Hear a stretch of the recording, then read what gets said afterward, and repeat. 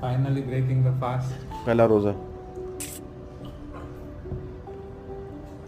पानी की अहमियत पता चली। क्या ओ भाई क्या सुंदर लगता है। बट फास्ट तोड़ने के लिए I went to my nearby मस्जिद।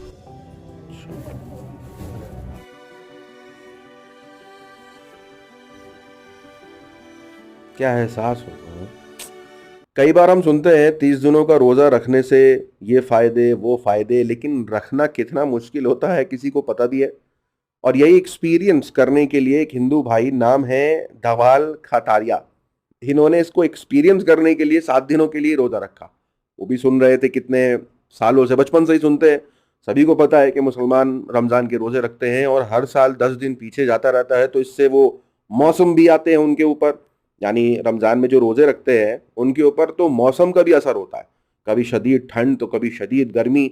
अलग अलग हिस्सों में रहने वाले, अलग अलग मुल्कों में रहने वालों के साथ जो हालात पेश आते हैं वो तो मैं बयान भी नहीं कर सकता कि उनको क्या क्या बीतता है, उनके ऊपर क्या क्या उनको भुगतना पड़ता है।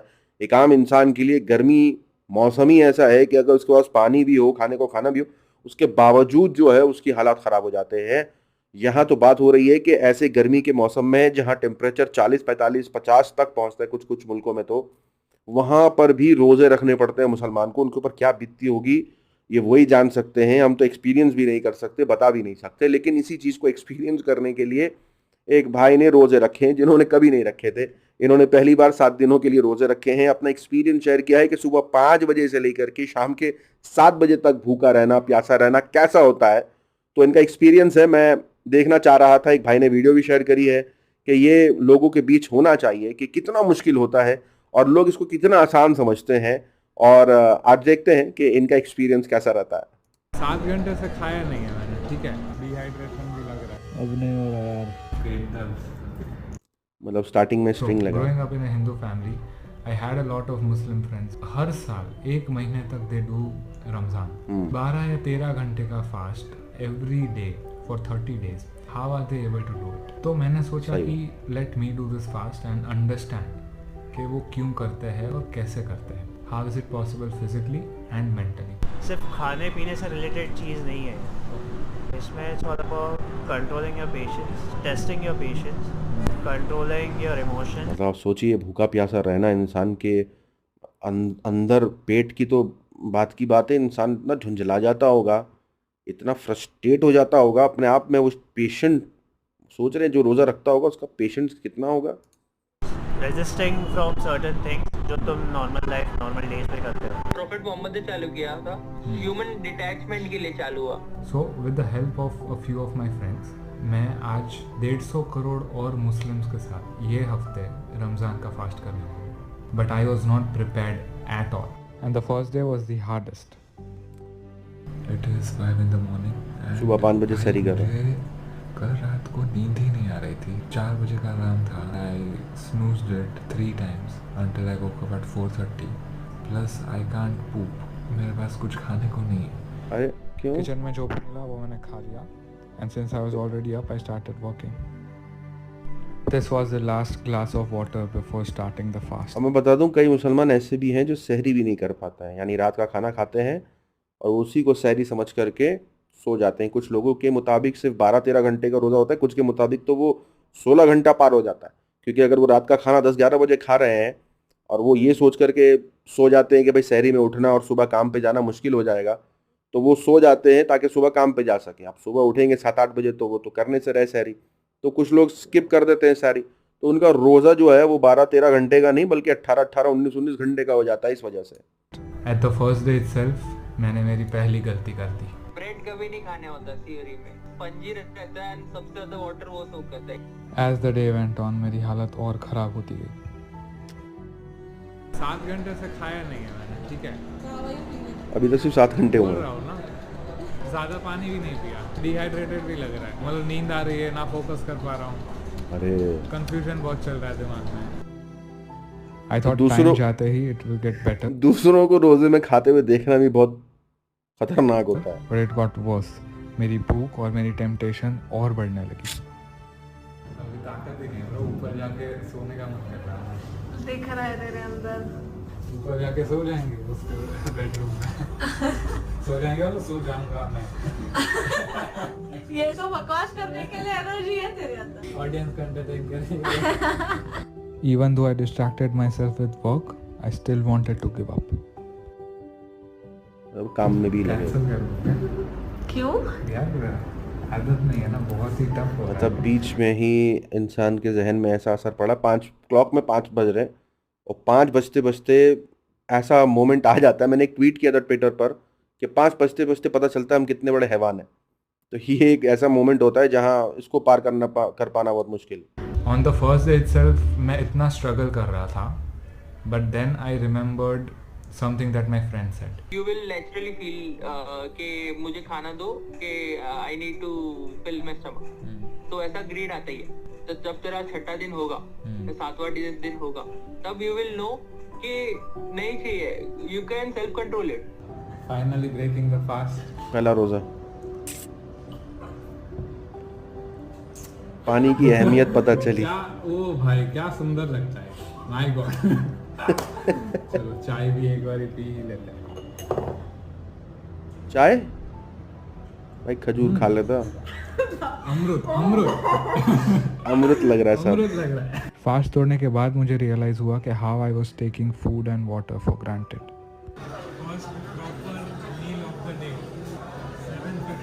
7:15 and he is finally eating. 13 घंटे के फास्ट के बाद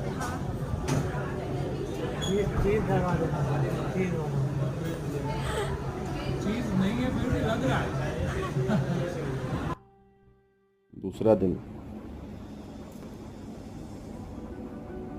woke up feeling a bit better than yesterday. नींद भी अच्छी आई। Also I drank a whole bottle of water. So I think हाँ, ये एक चीज़ बड़ा ध्यान रखें आप सभी। गर्मियों में जब रोज़ा रखते हैं ना, तो बॉडी को हाइड्रेटेड रखना बहुत ज़रूरी है। पानी तो कम से कम 3 बोतल तो कम से कम पिए 1 लीटर वाली, ताकि बॉडी में सही मात्रा में पानी रहे, वरना सूख जाता है, भूखा प्यासा रहता है, इफ्तारी के वक्त सिर्फ खा ही रहा होता है, तो पानी भूल जाता है, जिससे और तकलीफ हो सकती है। कैसा लग रहा है? फीलिंग बेटर, पर नींद अभी भी आ रही है बहुत, प्लस नींद आ रही है। हाँ, बॉडी वीक महसूस करता है। खाना नहीं दोगे तो क्या होगा? क्या बोलता है, भूख की शिद्दत में ऐसा महसूस होता है कि आप किसी चीज़ को खींच रहे हो, आपके जिस्म को आपको खींचना पड़ रहा है, जबकि वो तैयार भी नहीं है इस चीज़ के लिए। क्या बोलता है, कॉम्प्रिहेंशन पावर भी चली गई। सोच नहीं पा रहा हूँ मैं। उसके चेहरे से लग रहा है कि तो थका हुआ है। हाँ, मतलब नींद अभी भी एडजस्ट नहीं हुआ है मेरा बॉडी। मेरी हालत पहले दिन से बेटर थी, but things still weren't looking good. I still wanted to give up. क्या पता क्या चल रहा है अंदर, भूखा हूँ कब से। पानी पीने का ऐसा मन करता है, but then again you have to refrain from those things. So it's about your belief. The stronger your belief, you refrain from those things and you have a control of your life. So what happens is that you have to pray 5 times a day, and it is done in a very specific manner and at very specific times. So मैं क्या करूँगा कि I will just meditate, I will self-reflect on how my Ramzan is going and how I am feeling. ये meditation break was like a detox from the whole world. It was just me and my thoughts, and it cleared my head so much.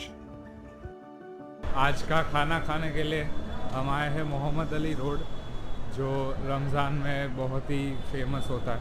अच्छा जी। अलग अलग type की delicacies मतलब के लिए typical. Let's see क्या क्या मिलता है, and we'll eat as much as we can. मेरे फ्रेंड ने मुझे कहा था that they always break their fast with खजूर।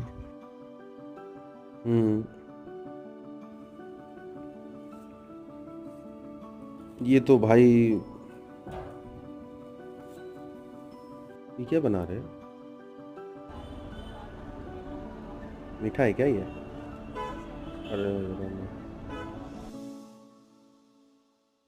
भाई ये खाना इतना टेस्टी था that I got full in just a few bytes. It's also about realizing how temporary the worldly pleasures are. When you fast for 13-14 hours, at the end of the day जब इफ्तार के time कुछ खाते हो 10-15 minute में you're full. 1 गिलास पानी पिया, थोड़ा सा खाया, फिर कैसा फुलफिलिंग लगता है। तो एंड ऑफ द डे कितना भी ये लगे कि ग्रीड है, बट इतने से मिलने में भी लोग खुश हो जाते हैं। ये भी है। तीसरे दिन पे आई woke up more motivated because mentally I was getting into the rhythm of Ramzan. Just got done with the workout पूरा तो हुआ नहीं, आधा छोड़ के मेरे को आना पड़ा वापस because even though energy था like food wise and all, but I'm not still used to the dehydration.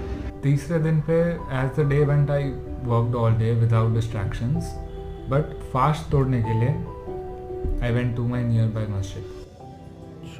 और मेरे पूछे बिना ही they invited me in and offered me food.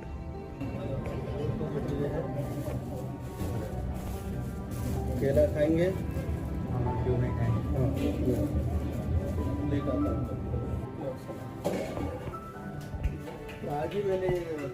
हमने थोड़ी बातें करी, मैंने उनको बताया कि I was doing Ramzan for the first time. So for the next day he invited me to break the fast with them.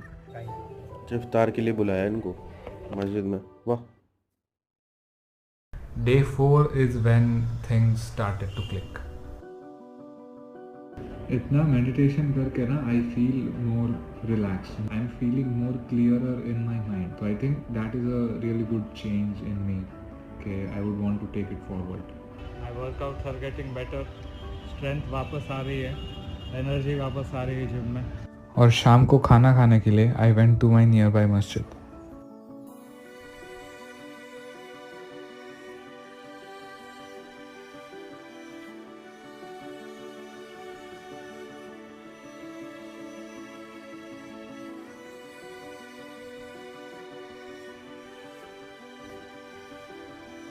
क्या एहसास होगा है?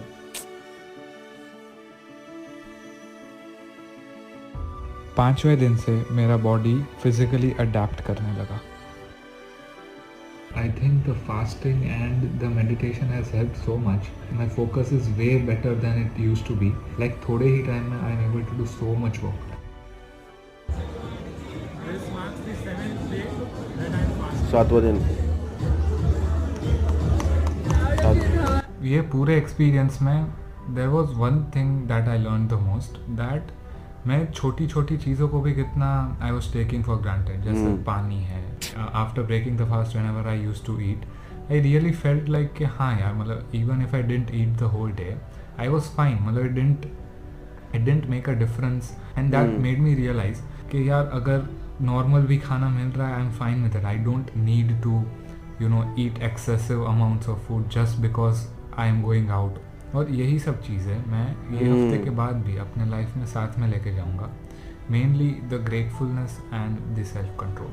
तब एक हिंदू ने जब फास्ट किया रमज़ान में, तो उनका जो एक्सपीरियंस है उन्होंने 2 लाइन में बता दिया, सेल्फ कंट्रोल और ग्रेटफुलनेस। मतलब जिन चीज़ों को हम इतना फॉर ग्रांटेड लेते हैं, पानी पीना, खाना पीना, मतलब ये कितनी बड़ी नेमत है। और अपने ऊपर काबू पाना कि खाना पीना जायज़ तो है, नाजायज़ तो नहीं है खाना पीना, उसके बावजूद क्योंकि मना किया है नहीं करो, तो फिर अपने ऊपर कितना कंट्रोल पाना पड़ेगा। ये 2 चीज़ें काफ़ी अच्छी एक्सप्लेन करी, खूबसूरत। मुझे लगता है कि इन्होंने अपने एक्सपीरियंस को बेहतरीन तरीके से, मतलब मैं कह सकता हूँ कि वाकई इन्होंने एक्सपीरियंस किया है। एक आदमी सिर्फ वीडियो बनाने के लिए, शायद अगर कंटेंट बनाने के लिए या यूँ करने के लिए अगर करता तो समझ में आ जाता। तो इससे साफ समझ में आता है कि इन्होंने सिर्फ कंटेंट बनाने के लिए नहीं, इन्होंने वाकई फास्ट रखा है, इसलिए ये बातें वो बता पा रहे हैं कि फास्ट से जो ग्रेटफुलनेस है और सेल्फ कंट्रोल, ये रियलाइजेशन, ये 2 चीज़ें वाकई बहुत इम्पॉर्टेंट थी जो रोज़ों में समझ में आता है, और इन्होंने सही तरीके से इसको एक्सपीरियंस किया। हाँ, 2-3 चीज़ें मिसिंग थी, क्योंकि ये सारी चीज़ें हम अगर हम डिटैच्ड हो रहे हैं, क्योंकि एक इंसान कह सकता है कि लाइफ को हम अपनी डिटैच करना चाहते हैं वर्ल्डली प्लेजर से, तो फिर हम अटैच कहाँ करना चाहते हैं। The point is not just detachment, the point is कि अगर हम यहाँ से डिटैच करें तो कहाँ लगाएं, तो हमें लगाना है उस मालिक में, अल्लाह में। जब हम अपने आप को त्यागेंगे, अपनी भूख प्यास सब इसलिए रोके हुए हैं क्योंकि उसने मना किया है, अपने आप हम उससे जुड़ने लगेंगे। आम इंसान को लगता है वो जुड़ा हुआ है अल्लाह से, लेकिन एक्चुअली जुड़ा हुआ नहीं है। वो कहने को तो डिटैच्ड हो जाता है, हो सकता है अपनी हैवानी शख्सियत से ऊपर उठ करके अपनी लाइफ में कुछ बेहतर कर भी सके, लेकिन वो अल्लाह तक नहीं जुड़ेगा अगर रोज़े के अंदर वो इबादत नहीं करता, अगर वो रोज़ों के अंदर अल्लाह को याद नहीं करता, नमाज कुरान नहीं करता, तो उसके रोज़े सिर्फ दुनिया के फ़ायदे पहुंचाएंगे, उसे आखिरत का फ़ायदा नहीं मिलेगा। इस्लाम की टीचिंग सिर्फ इसलिए नहीं है कि आपको सिर्फ दुनियावी फ़ायदे मिले, इस्लाम की टीचिंग इसलिए भी है कि आपको मरने के बाद की जो लाइफ है उसमें भी आपको बेनिफिट हो। तो कहीं ना कहीं नमाज, इबादत, ये सारी चीज़ें हमें कहते हैं कि सारे जहानों में मदद करें, सिर्फ ये जहान नहीं, हर जहान, आने वाले जितने भी जहान हैं हमारी ज़िंदगी में, हमारा जो ये जर्नी है जिसमें हम ट्रैवल कर रहे हैं एक से दूसरी दुनिया में, जैसे हम अपने फादर में थे, फिर मदर में आए, मदर से फिर इस धरती माँ जो लोग कहते हैं अर्थ में आए, फिर उसके बाद फिर एक और दुनिया बताई जाती है, फिर उसके बाद एक और दुनिया। तो ये बताया जाता है कि वो एक दिन है, ये रोज़े नमाज अगर आप अल्लाह के लिए करते हैं और उससे अपने आप को करीब करने के लिए करते हैं कि मैं गुनाह इसलिए नहीं छोड़ रहा क्योंकि मुझे दुनिया की कामयाबी चाहिए, अगर नहीं भी मिले तो कोई दिक्कत की बात नहीं है, मैं तो अल्लाह तक पहुंचना चाहता हूँ, मेरे दिल में सुकून आ जाए, कुछ भी हो मेरे पास सुकून ज़रूर हो, मैं शुक्रगुजार ज़रूर हूँ, मेरा मुझ पर कंट्रोल हो। ये है असली कामयाबी। हर इंसान अगर ये अपना ले तो मुझे नहीं लगता है कि कोई लड़ाई होगी दुनिया में, कोई झगड़ा होगा, कोई फसाद होगा, कोई किसी का हक मारेगा, ये सब खत्म, झूठ खत्म हो जाएगा, करप्शन खत्म हो जाएगा, बुरी जो बड़ी बुरी चीज़ें हैं ये सब खत्म हो जाएंगी। और ये तो शादीशुदा नहीं थे, रोज़े के अंदर तो अपने सेक्सुअल डिज़ायर को भी कंट्रोल करने को कहा जाता है। तो फिर वो जो इंसान एक लस्टफुल इंसान बन जाता है, जो एक ही नज़र से औरत को देखता है या सिर्फ वही जिस्मानी ताल्लुकात बनाने के लिए उसकी ज़िंदगी का मकसद बन जाता है, उस पर भी काफ़ी कंट्रोल आता है। तो रोज़ों से काफ़ी फ़ायदे हैं और इन्होंने जो एक्सपीरियंस किया है बहुत बहुत मुबारक इन्होंने जो किया है, और उम्मीद करते हैं कि ये अपने ऊपर ऐसे काम करेंगे, क्योंकि हमारा काम है समाज में रहम करना, रहमत बनना, दरगुजर करना, माफ़ करना और बुराइयों से रोकना। तो अगर ये भी करते हैं तो बेहतर। आपको कैसी लगी वीडियो कमेंट पर ज़रूर बताइएगा। मिलूंगा अगली वीडियो में, अपना ख्याल रखें।